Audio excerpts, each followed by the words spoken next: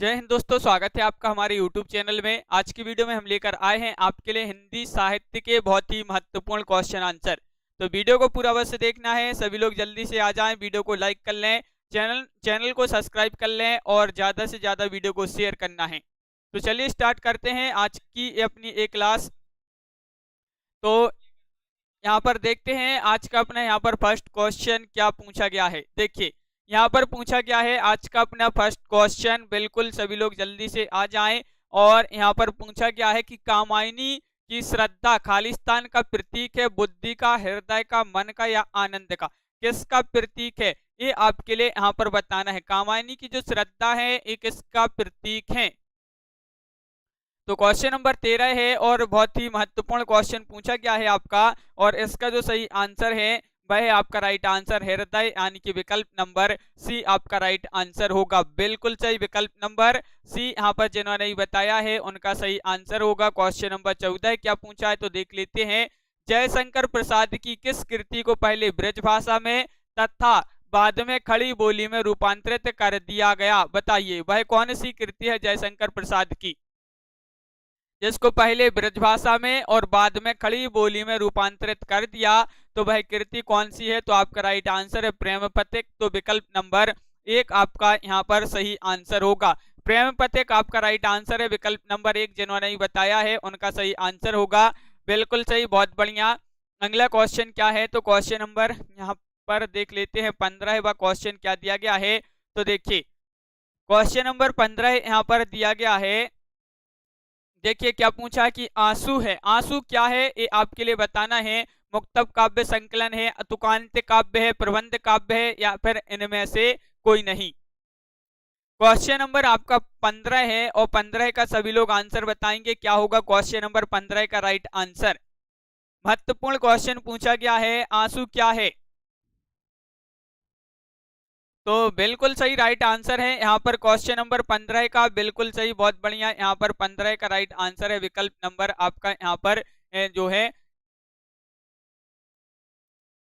तो यहाँ पर आपका देखिए ये जो है विरह काव्य माना जाता है, विरह काव्य आंसू विरह काव्य माना जाता है। और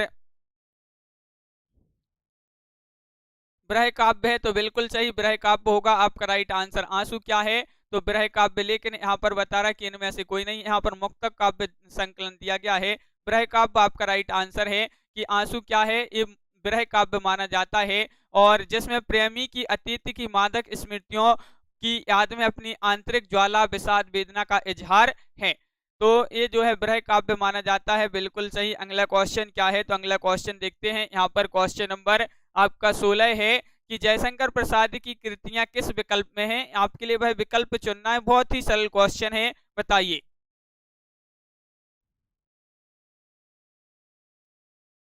तो क्वेश्चन नंबर अपना यहाँ पर 16 है और 16 का सही आंसर क्या होगा? जयशंकर प्रसाद की कृतियां चुनना है तो झरना, लहर, ध्रुव सोमनी और स्कंदगुप्त। बिल्कुल सही, विकल्प नंबर आपका बी राइट आंसर होगा। बी यानी कि यहाँ पर बिल्कुल सही राइट आंसर है।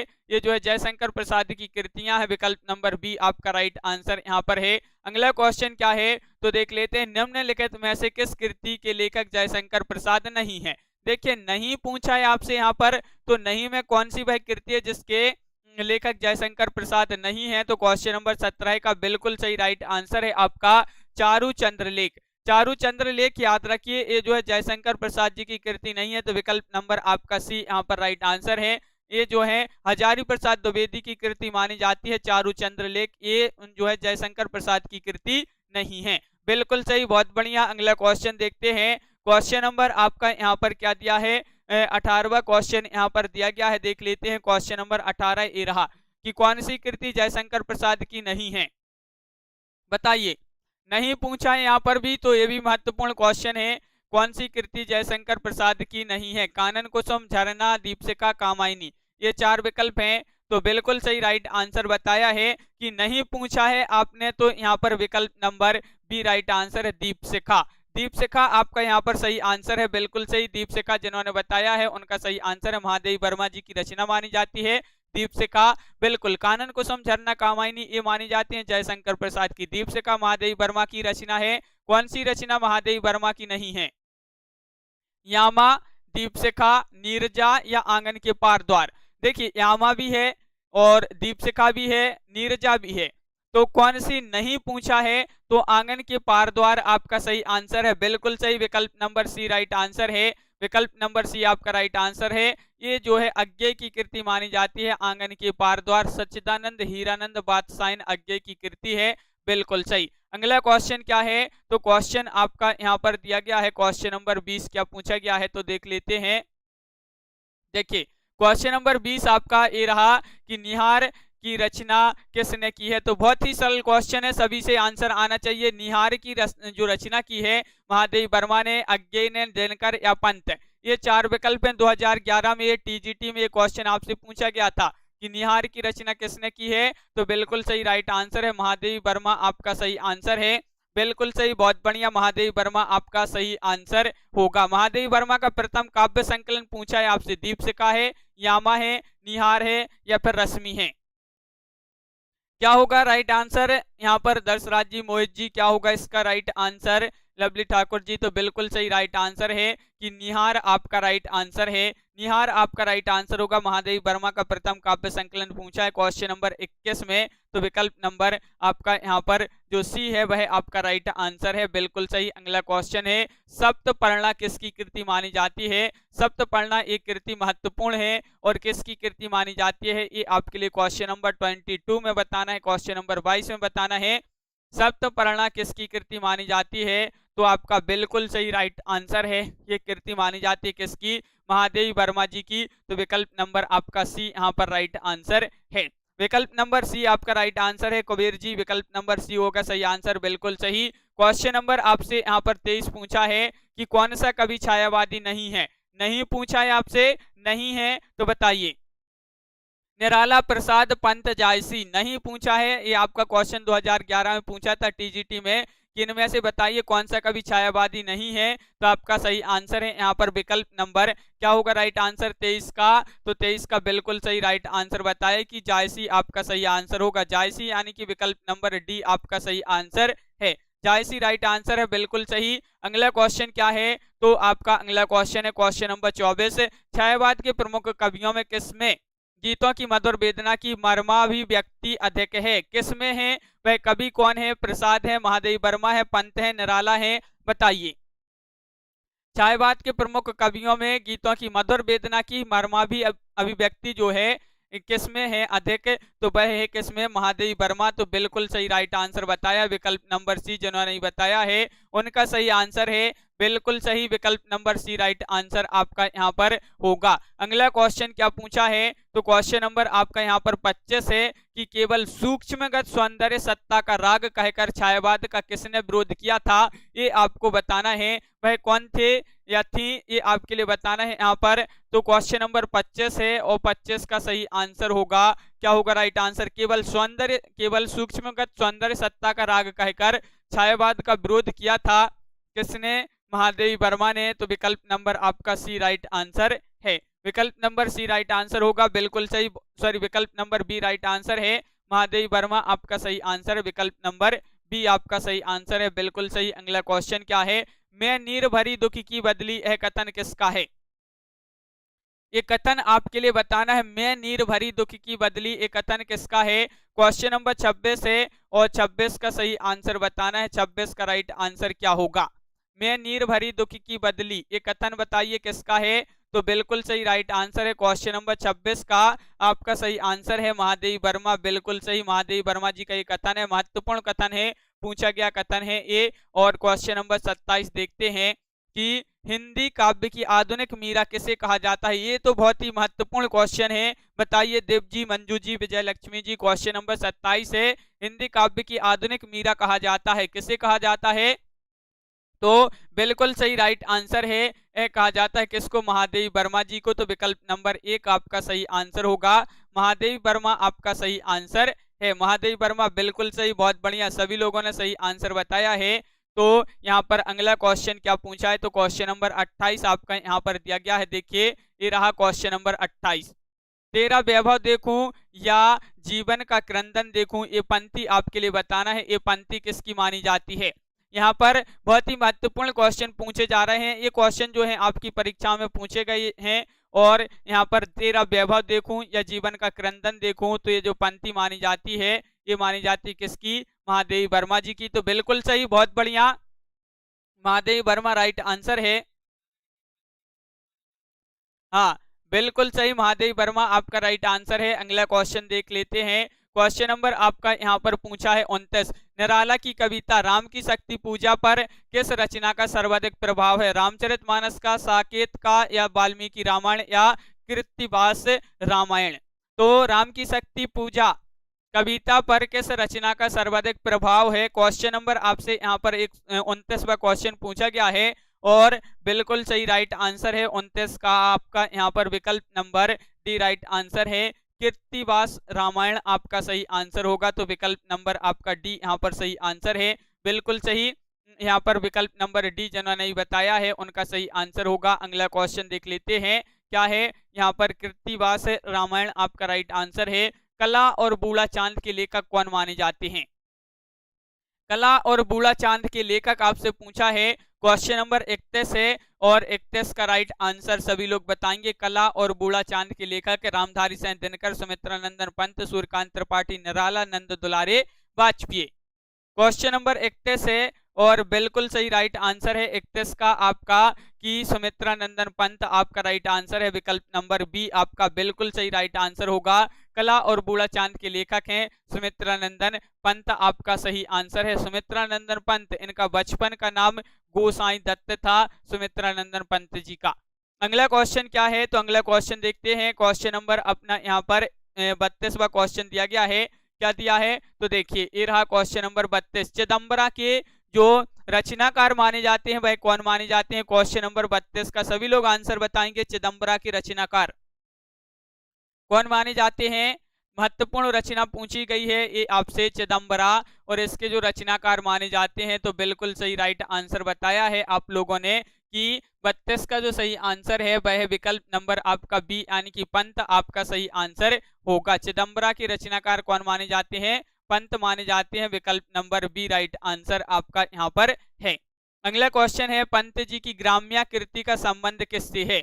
ग्राम्य कृति किसकी मानी जाती है? पंत जी की मानी जाती है ग्राम्य कृति, और इसका संबंध किससे है? क्वेश्चन नंबर 33 है और 33 का सही आंसर बताना है। क्या होगा इसका सही आंसर?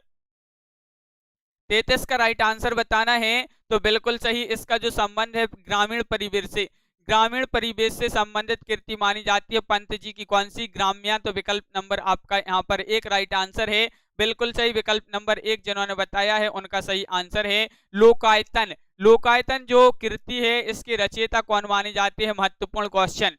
क्वेश्चन नंबर 34 है, लोकायतन के रचयिता आपसे पूछा है और आपका यहाँ पर बिल्कुल सही राइट आंसर है। क्वेश्चन नंबर 34 है और इसका जो सही आंसर है वह है आपका राइट आंसर लोकायतन के रचयिता बिल्कुल सही सुमित्रा नंदन पंत ही माने जाते हैं। तो विकल्प नंबर डी आपका सही आंसर होगा। विकल्प नंबर डी राइट आंसर है, बिल्कुल सही, बहुत बढ़िया। पंत की पहली रचना कौन सी मानी जाती है? वीणा, या फिर ग्रंथि, या गिरजे का घंटा, या इनमें से कोई नहीं। क्वेश्चन नंबर 35 का आंसर बताइए। 35 का आंसर बताना है।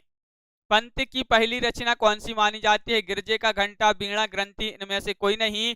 तो आपका यहाँ पर जो सही आंसर है क्वेश्चन नंबर 35 का वह विकल्प नंबर आपका सी यानी कि गिरजे का घंटा राइट आंसर होगा। ये पंत जी की पहली रचना मानी जाती है, बिल्कुल सही राइट आंसर है। क्वेश्चन नंबर 36 यहाँ पर देखते हैं क्या पूछा गया है। क्वेश्चन नंबर 36, सभी लोग तब तक वीडियो को लाइक कर लें, सभी लोग एक बार वीडियो को लाइक अवश्य कर लें। सुमित्रा नंदन पंत की सुप्रसिद्ध कविता है परिवर्तन, और उनकी किस काव्य संकलन में सर्वप्रथम प्रकाशित हुई थी? परिवर्तन कविता बताना है, उनके किस काव्य संकलन में सर्वप्रथम प्रकाशित हुई थी? गुंजन, पल्लव, ग्राम्य, युगांत। बताइए क्या है इसका सही आंसर। क्वेश्चन नंबर है अपना यहाँ पर 36 और 36 का राइट आंसर है, बिल्कुल सही राइट आंसर है 36 का सी यानी कि पल्लव आपका राइट आंसर होगा। बिल्कुल सही, बहुत बढ़िया, पल्लव आपका यहाँ पर राइट आंसर है। यहाँ पर देखिए अगला क्वेश्चन क्या है। तो अरविंद दर्शन से प्रभावित हिंदी के कवि माने जाते हैं जयशंकर प्रसाद, सुमित्रा नंदन पंत, निराला, या मैथिली शरण गुप्त। तो क्वेश्चन नंबर 37 का आंसर बताना है कि अरविंद दर्शन से प्रभावित हिंदी के कवि कौन माने जाते हैं? क्वेश्चन नंबर 37 का आंसर बताइए, सभी लोग बताएंगे। हाँ, बिल्कुल सही, सुमित्रानंदन पंत जी जो हैं ये अरविंद दर्शन से प्रभावित हिंदी के कवि माने जाते हैं। बिल्कुल सही राइट आंसर बताया है, तो विकल्प नंबर सी आपका राइट आंसर है। अरविंद दर्शन के आधार पर जो है सुमित्रानंदन पंत ने अरविंद दर्शन के आधार पर एक नया दर्शन ढूंढने का प्रयास किया है, फिर भी उनकी रचनाओं पर अरविंद दर्शन की गहरी छाप है। अगला क्वेश्चन क्या है तो देख लेते हैं। यहाँ पर पूछा, इनमें से कौन सा कवि अपने रचना काल के अंतिम दौर में प्रगतिवाद के भौतिक दर्शन के साथ साथ अरविंद दर्शन से प्रभावित हुआ? तो अब भी पढ़ा अपन ने सुमित्रानंदन पंत, तो विकल्प नंबर बी आपका यहाँ पर सही आंसर है।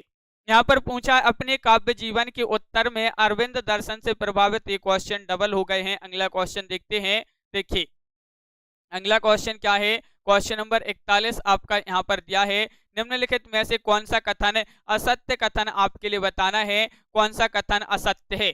तो बताइए, चार विकल्प आपके यहाँ पर दिए गए हैं, असत्य कथन कौन सा है बताइए। क्वेश्चन नंबर 41 है जो कि बहुत ही महत्वपूर्ण क्वेश्चन है।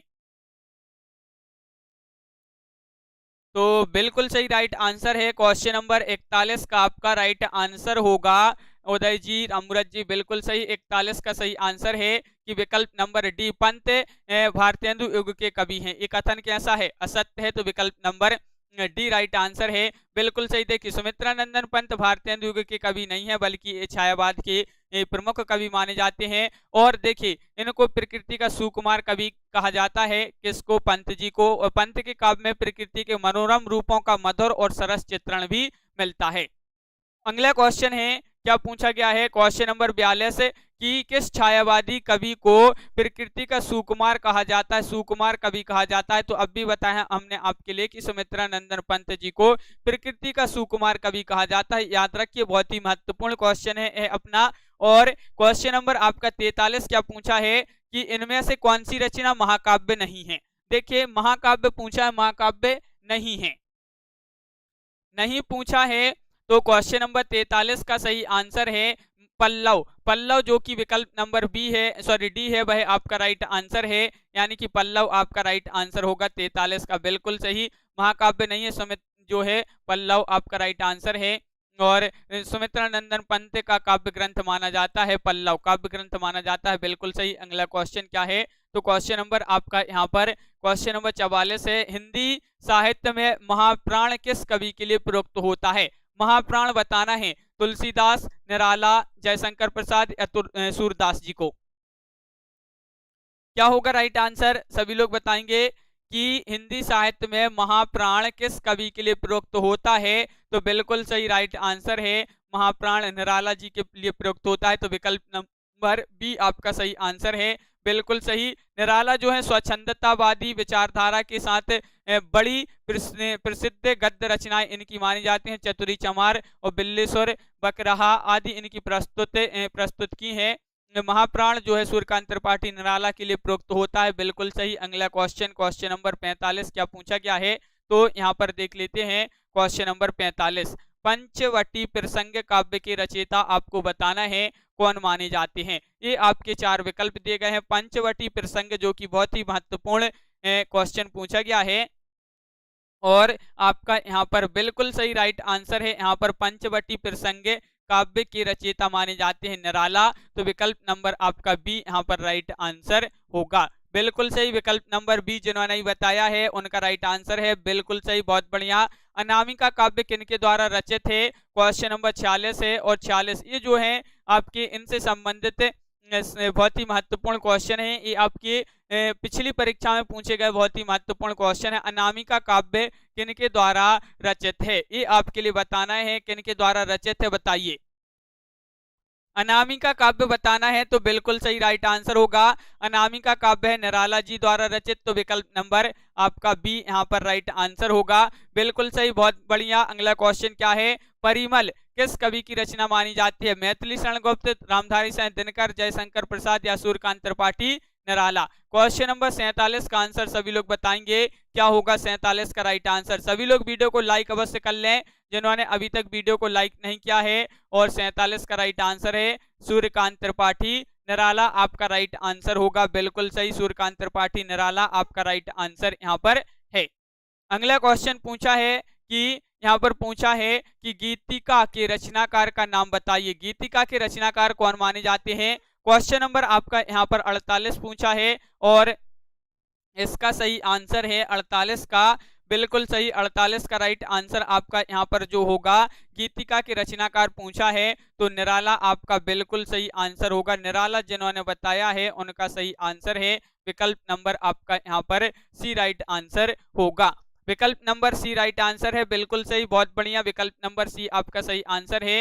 निराला का जन्म कहाँ पर हुआ था ये आपके लिए बताना है। उत्तर प्रदेश में, बंगाल में, उड़ीसा में, बिहार में। ये क्वेश्चन आपका पूछा गया था कि निराला जी का जन्म कब हुआ, सॉरी कहां पर हुआ था। क्वेश्चन नंबर 49 है और बिल्कुल सही राइट आंसर है 49 का। विकल्प नंबर आपका यहाँ पर जो सही आंसर है वह सी यानी कि बंगाल आपका राइट आंसर है। बंगाल जिन्होंने बताया है उनका यहाँ पर सही आंसर है। स्वच्छंदतावादी विचारधारा के कवि माने जाते हैं। इनका जन्म जो है 21 फरवरी 1896 को महिषादल राज्य मेदिनीपुर बंगाल नामक ग्राम में इनका जो है जन्म हुआ था। बिल्कुल सही राइट आंसर है। अगला क्वेश्चन क्या है, तो देखिए इनके पिताजी का नाम अगर पूछा जाए तो राम सहाय त्रिपाठी और पत्नी का नाम मनोहरा देवी था। और इनका निधन कब हुआ था, तो 15 अक्टूबर 1961 को इलाहाबाद जो अब प्रयाग है, प्रयागराज में इनका जो है निधन हुआ था। और यहाँ पर पूछा कि साहित्यिक क्षेत्र में सर्वाधिक विरोध किसका हुआ है, ये आपके लिए बताना है। हाँ राममुरत जी बिल्कुल, तो साहित्यिक क्षेत्र में सर्वाधिक विरोध किसका हुआ है, तो बिल्कुल सही राइट आंसर होगा निराला जी का ही सबसे अधिक विरोध हुआ है साहित्यिक क्षेत्र में। तो बिल्कुल सही राइट आंसर बताया है, बहुत बढ़िया। अगला क्वेश्चन क्या है, तो देखिए यहाँ पर पूछा है निम्न पंक्तियां किस लंबी कविता से उद्धृत हैं, ये पंक्तियां आपको बताना है। प्रतिफल परिवर्तित व्यूह वेद कौशल समूह राक्षस विरुद्ध प्रत्युह क्रुद्ध कपि विषम, ये आपके लिए बताना है। तो बताइए ये जो पंक्तियां हैं ये किस लंबी कविता से उद्धृत हैं, ये पंक्तियां किस लंबी कविता से ये पंक्तियां ली गई हैं। तो क्वेश्चन नंबर 51 का जो राइट आंसर है वह आपका राइट आंसर राम की शक्ति पूजा। राम की शक्ति पूजा, तो विकल्प नंबर 1 आपका यहाँ पर सही आंसर होगा। बिल्कुल सही, बहुत बढ़िया। राम की शक्ति पूजा विकल्प नंबर 1 जिन्होंने बताया है उनका सही आंसर है। अगला क्वेश्चन क्या है देखिए, हाँ यहाँ पर पूछा है निराला की निम्नलिखित कविताओं में से कौन सी लंबी कविता नहीं है। देखिए नहीं पूछा है आपसे यहाँ पर, तो नहीं में भिक्षुक या कुकुरमुत्ता, सरोज स्मृति या राम की शक्ति पूजा, ये आपको नहीं बताना है कि इनकी लंबी कविता नहीं है, कौन सी नहीं है। तो क्वेश्चन नंबर 52 का आपका जो सही आंसर है वह आपका राइट आंसर 52 का विकल्प नंबर आपका बिल्कुल सही। भिक्षुक जो है इनकी लंबी कविता नहीं मानी जाती है, तो विकल्प नंबर 1 आपका सही आंसर होगा। बिल्कुल सही। यहाँ पर पूछा है कि निराला की बादल राग कविता का संबंध किससे है, ये आपके लिए बताना है। क्वेश्चन नंबर 53 का सही आंसर बताइए। क्वेश्चन नंबर 53 का राइट आंसर बताना है कि निराला की बादल राग कविता का संबंध है किससे माना जाता है, तो बिल्कुल सही राइट आंसर होगा क्वेश्चन नंबर 53 का प्रकृति के सौंदर्य से। प्रकृति के सौंदर्य यानी कि विकल्प नंबर डी आपका राइट आंसर है। पूछा गया क्वेश्चन है आपका, बिल्कुल सही डी होगा सही आंसर। डी जिन्होंने बताया है उनका सही आंसर होगा। बादल राग जो है निराला की बादल राग परिमल को से अवतरित है, यह वातावरण प्रधान रचना मानी जाती है। हाँ डी राइट आंसर है, बिल्कुल सही। अगला क्वेश्चन क्या है, और अगला क्वेश्चन देख लेते हैं। बादल राग कविता की रचयिता कौन है, तो अब भी पढ़ा, निराला इसके रचयिता माने जाते हैं।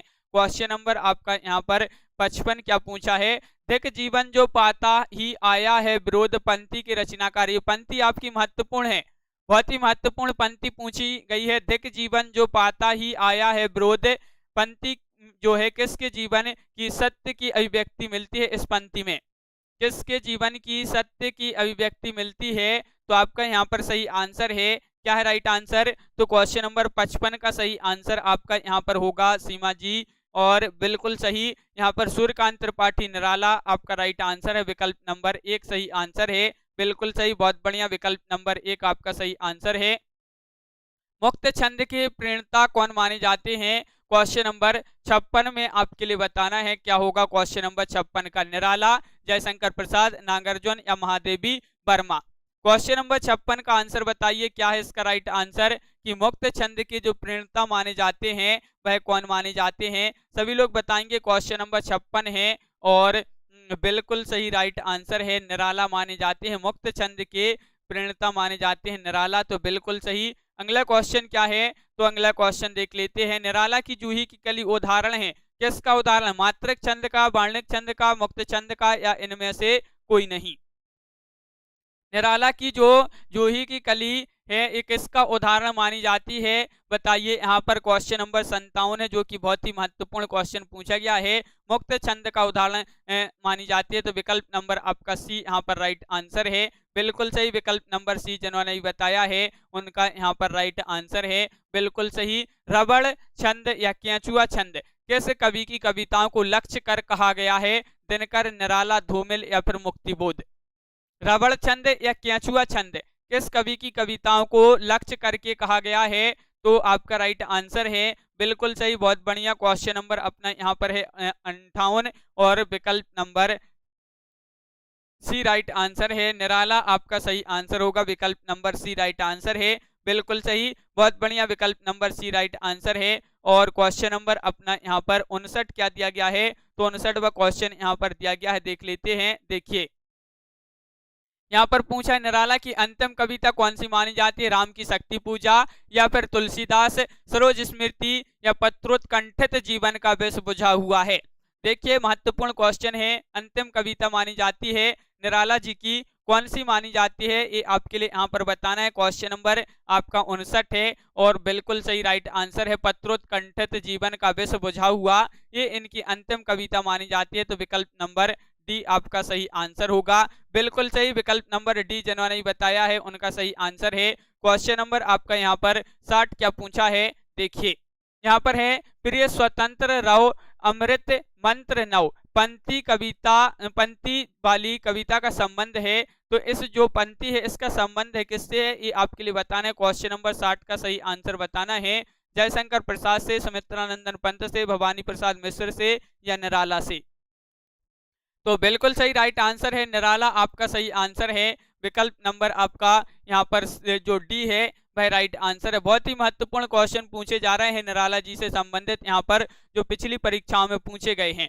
कौन यहाँ पर पूछा निराला की व्यंग परक कविता कौन सी मानी जाती है, क्वेश्चन नंबर 61 में व्यंग परक कविता निराला जी की जो मानी जाती है वह कौन सी मानी जाती है, बताइए, सभी लोग बताएंगे। क्वेश्चन नंबर 61 है और इसका बिल्कुल सही राइट आंसर है। एक बार सभी लोग वीडियो को लाइक अवश्य कर लें। और 61वां क्वेश्चन है, इनकी व्यंग परक कविता पूछा है तो कुकुरमुत्ता आपका सही आंसर है, यानी कि विकल्प नंबर बी आपका सही आंसर होगा, बिल्कुल सही, विकल्प नंबर बी इनकी व्यंग परक मानी जाती है। और 1941 में रचित ये व्यंग परक कविता है और जिसका मूल स्वर प्रगतिवादी है, निराला के काव्य संकलन नए पत्ते में संकलित है। तो ये याद रखना है कि जो व्यंग परक कविता है कुकुरमुत्ता निराला जी के किस काव्य संकलन में संकलित है, तो नए पत्ते में संकलित मानी जाती है, बिल्कुल सही। अगला क्वेश्चन क्या पूछा है, छायावाद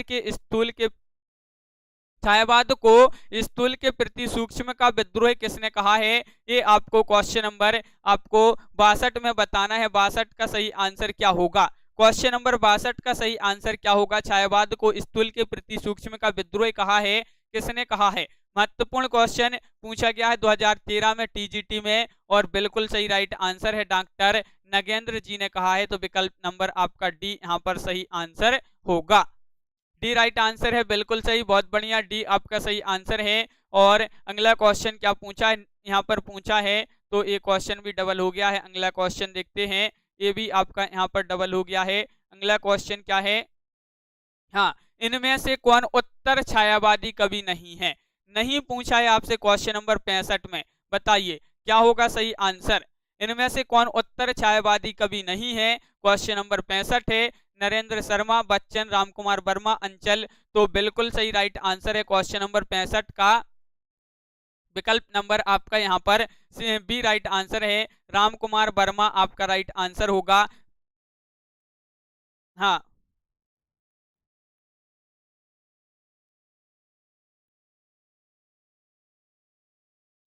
हाँ, विकल्प नंबर बी राइट आंसर है, रामकुमार वर्मा आपका सही आंसर है, विकल्प नंबर हाँ, विकल्प नंबर बी आपका सही आंसर है। रामकुमार वर्मा उत्तर छायावादी कवि नहीं है। रामकुमार वर्मा का नाम आता है छायावाद के द्वितीय वर्ग के कवियों में सर्वाधिक उल्लेखनीय है। कौन? रामकुमार वर्मा। अगला क्वेश्चन देखते हैं। यहाँ पर क्वेश्चन नंबर आपका क्या पूछा है। क्वेश्चन नंबर आपका यहाँ पर अगला क्या पूछा गया है तो देख लेते हैं। यहाँ पर देखिए, अगला क्वेश्चन है कि प्रगतिवाद से संबंधित फर्स्ट क्वेश्चन की बात करें। यहाँ पर क्या पूछा है। हिंदी साहित्य में मार्क्सवादी चेतना की अभिव्यक्ति जिस काव्यधारा में देखने को मिलती है उस काव्यधारा को क्या कहा जाता है। प्रगतिवाद, प्रयोगवाद या फिर जनवाद या फिर कविता। तो इसके लिए आपको बताना उसको क्या कहा जाता है। क्वेश्चन नंबर 1 है और 1 का सही आंसर आपका यहाँ पर क्या होगा। राइट आंसर 4 विकल्प आपके यहाँ पर दिए गए हैं और 4 का आपका जो सही आंसर है वह है विकल्प नंबर 1, यानी कि यहाँ पर 4 में से जो आपका राइट आंसर होगा विकल्प नंबर 1 राइट आंसर होगा। प्रगतिवाद आपका सही आंसर होगा। बिल्कुल सही। मार्क्सवादी चेतना की अभिव्यक्ति जिस काव्यधारा में देखने को मिलती है प्रगतिवादी काव्यधारा में देखने को मिलती है। बिल्कुल सही राइट आंसर है। अगला क्वेश्चन क्या है तो क्वेश्चन नंबर आपका यहाँ पर 2 पूछा है। प्रगतिवादी काव्य दृष्टि है कैसी है ये आपके लिए बताना है। क्वेश्चन नंबर 2 है, महत्वपूर्ण है। क्या होगा इसका सही आंसर। क्वेश्चन नंबर 2 का राइट आंसर यहाँ पर बताना है क्या होगा। क्वेश्चन नंबर 2 का राइट आंसर तो यहाँ पर आपका बिल्कुल सही राइट आंसर है कैसी है। वर्ग चेतना प्रधान। वर्ग चेतना प्रधान तो 2 का बिल्कुल सही राइट आंसर है बी, यानी कि वर्ग चेतना प्रधान आपका राइट आंसर है। बहुत बढ़िया। विकल्प नंबर बी यहाँ पर जिन्होंने भी बताया है उनका सही आंसर है। द्वंदात्मक भौतिक विकासवाद किस काव्यधारा का आधार है। किस काव्यधारा का आधार है द्वंदात्मक भौतिक विकासवाद। नई कविता का, प्रगतिवाद, समानांतर कविता, इनमें से कोई नहीं। तो क्वेश्चन नंबर 3 का जो राइट आंसर है वह आपका राइट आंसर बिल्कुल सही। क्वेश्चन नंबर 3 का भी राइट आंसर है, यानी कि प्रगतिवाद आपका सही आंसर होगा। प्रगतिवाद आपका सही आंसर है। हाँ बिल्कुल सही। विकल्प नंबर बी आपका सही आंसर यहाँ पर होगा। बिल्कुल सही विकल्प नंबर बी जिन्होंने बताया है। अगला क्वेश्चन क्या पूछा गया है यहाँ पर देख लेते हैं। तो देखिए अगला क्वेश्चन आपका ये रहा। क्या पूछा गया है यहाँ पर देखिए, खालिस्तान प्रगतिवाद का आधार है। ये आपके लिए बताना है क्या आधार है। आपको क्वेश्चन नंबर यहाँ पर हाँ बिल्कुल सही।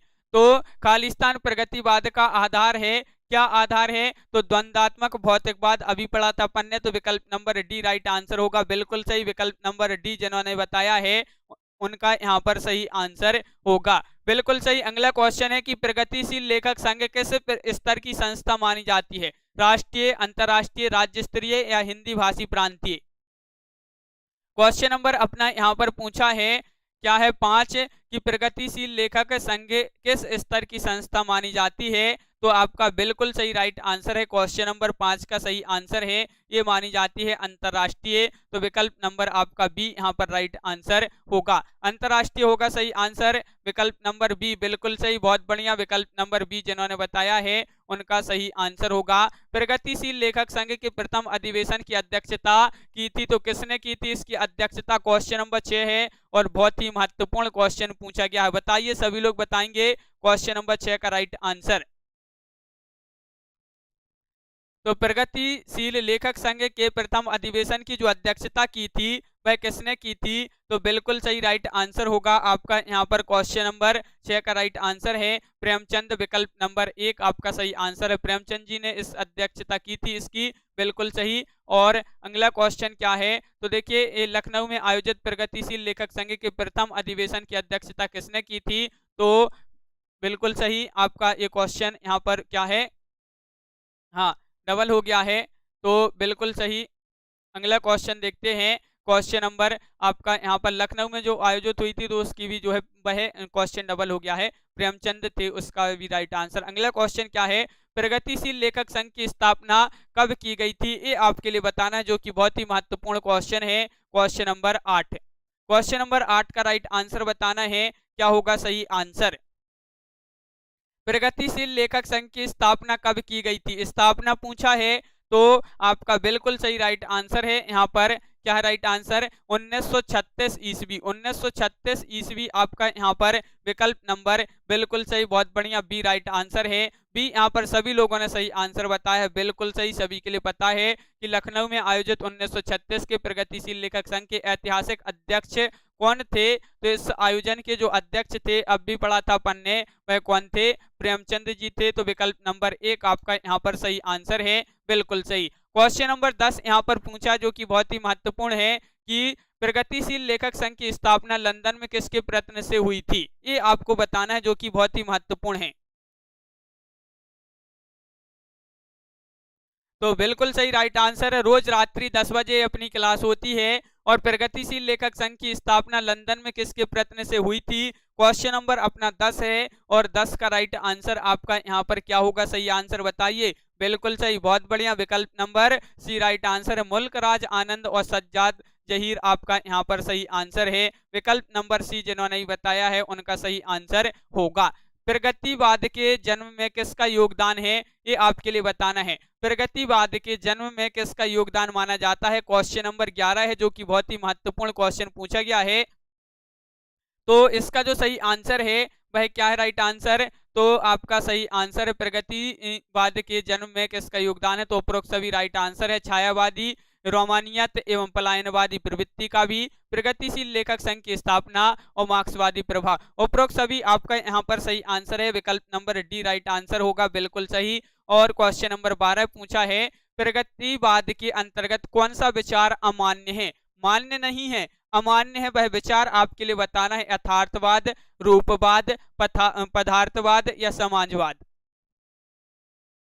तो प्रगतिवाद के अंतर्गत कौन सा विचार अमान्य है, तो आपका सही आंसर है रूपवाद, यानी कि विकल्प नंबर आपका यहाँ पर बी राइट आंसर है, बिल्कुल सही। विकल्प नंबर बी जिन्होंने नहीं बताया है उनका सही आंसर होगा। अगला क्वेश्चन क्या है, तो अगला क्वेश्चन आपका यहाँ पर दिया गया है निम्नलिखित प्रवृत्तियों में से एक प्रगतिवाद की प्रवृत्ति नहीं है, नहीं पूछा है आपसे यहाँ पर, तो कौन सी वह प्रवृत्ति जो है प्रगतिवाद की नहीं है। क्वेश्चन नंबर 13 है और 13 का राइट आंसर है आपका क्या है राइट आंसर,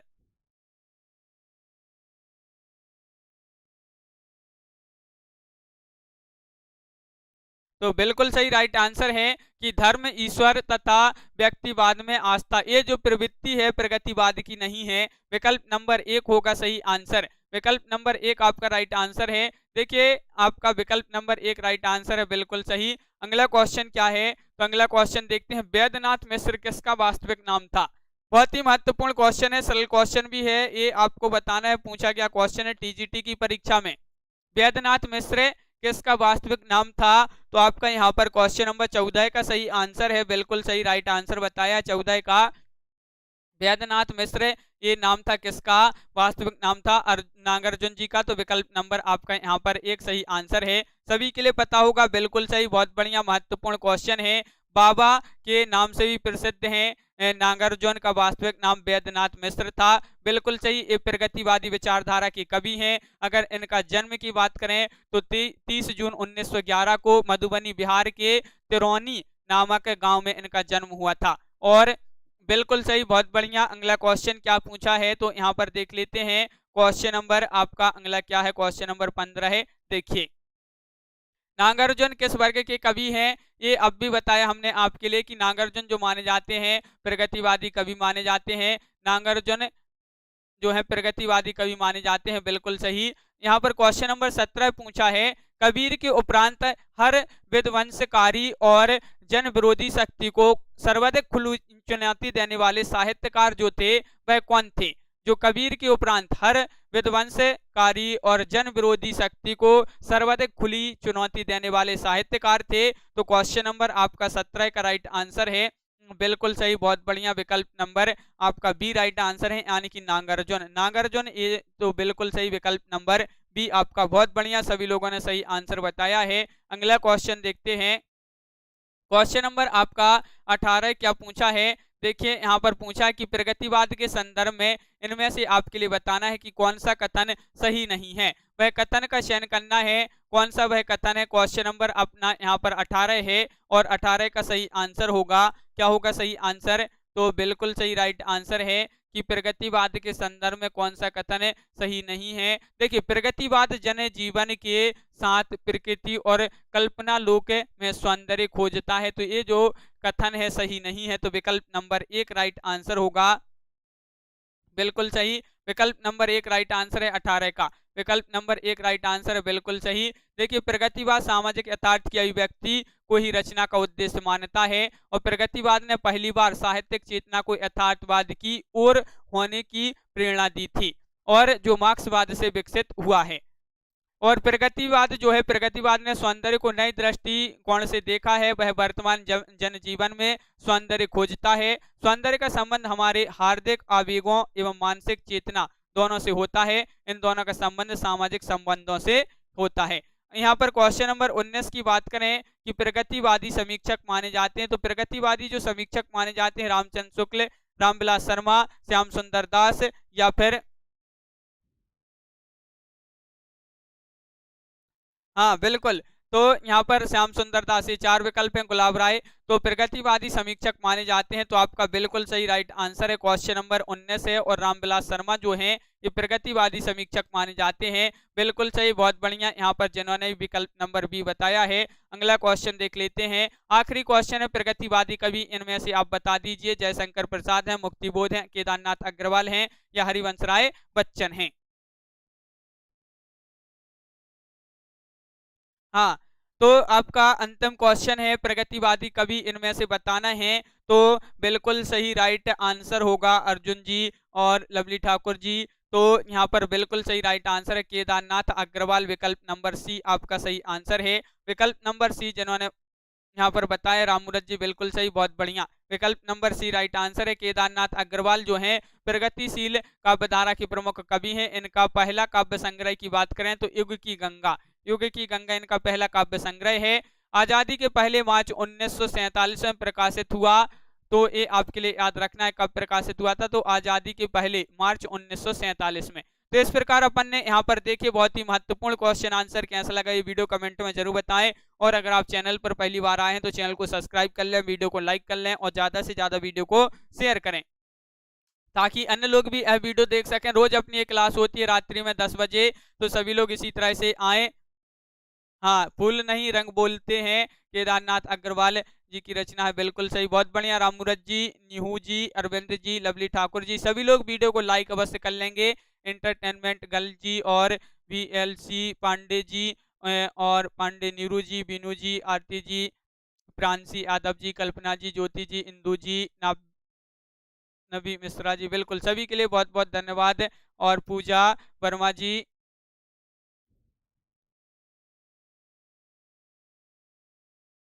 हाँ पूजा वर्मा जी, बिल्कुल। रामूरत जी, बिल्कुल। रविता जी, नेहा जी, पांडे नीरू जी, उदय जी, और सुमिता सिंह जी, साधना जी, इंदू जी, किरण जी, संगीता जी, गीता जी, और रीना जी, अमिता सरकार जी, सभी के लिए बहुत बहुत धन्यवाद। सीमा जी, तो सभी लोग वीडियो को लाइक शेयर अवश्य करें। इंदू जी, पूजा वर्मा जी, बिल्कुल सभी के लिए बहुत बहुत धन्यवाद। रितु माही जी और नीरू जी, त्रिलोक चंद जी, शैलेश जी, गीता चौधरी जी, बिल्कुल। तो आज की वीडियो में बस इतना ही, सभी के लिए बहुत बहुत धन्यवाद। आज की वीडियो में बस इतना ही, सभी के लिए शुभ रात्रि, और सभी के लिए जय हिंद।